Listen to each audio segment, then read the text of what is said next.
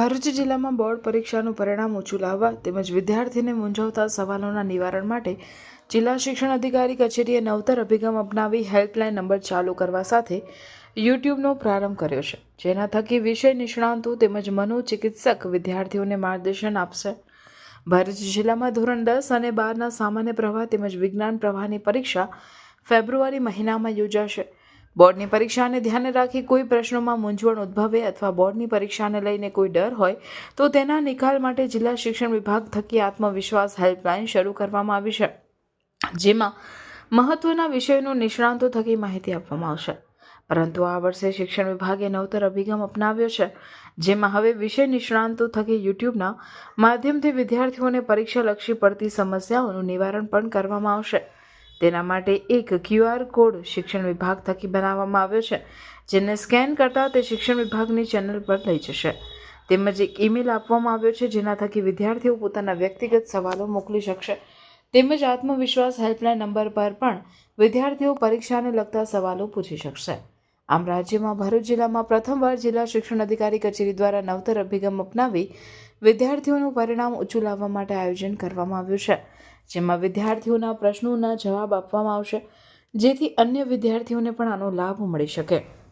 સાથે સાથે ભરૂચના જાણીતા મનોચિકિત્સક ડૉક્ટર સાજિદ ડાર પણ તેમાં સામેલ થયા છે, જેઓ પણ વિદ્યાર્થીઓને મદદરૂપ થશે।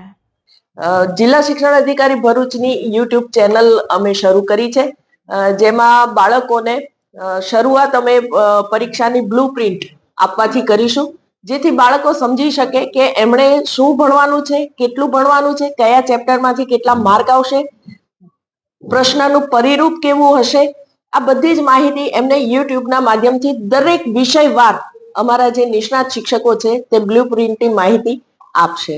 આ બ્લુપ્રિન્ટની માહિતી પૂરી થશે પછી બાળકોને દરેક પ્રશ્ન દીઠ એમના જે શિક્ષણને લગતા કે એમના મનોવૈજ્ઞાનિક પ્રશ્નો દીઠ અમે એક વિડીયો ક્લિપ મૂકતા રહીશું વખતો વખત, જેથી બાળકોને યોગ્ય માર્ગદર્શન મળી શકે। એની સાથે સાથે સ્પેશિયલી આ ચેનલ દ્વારા અમે એક ઈમેલ આઈડી પણ બનાવી છે, જેમાં બાળક અંગત રીતે કોઈ પ્રશ્ન પૂછવા માંગે તો એ પણ એ મેલ દ્વારા અમને પૂછી શકશે અને એ જ મેલના માધ્યમથી અમે એના પ્રશ્નનો જવાબ પણ આપીશું। આમ આ યુટ્યુબના માધ્યમથી અમે બાળકોના શૈક્ષણિક અને મનોવૈજ્ઞાનિક જે સમસ્યાઓ છે એને હલ કરવાનો એક નાનકડો પ્રયાસ કર્યો છે। આ યુટ્યુબ પરીક્ષા સુધી જ કાર્યરત રહેશે એવું નથી, એના પછી પણ આ યુટ્યુબ અમારી અવારનવાર એવા વિડીયો અપલોડ કરતી રહેશે, જેમાં શૈક્ષણિક માર્ગદર્શન હોય, કારકિર્દીલક્ષી માર્ગદર્શન હોય, સ્કિલ ડેવલપમેન્ટ અંગેનું માર્ગદર્શન હોય।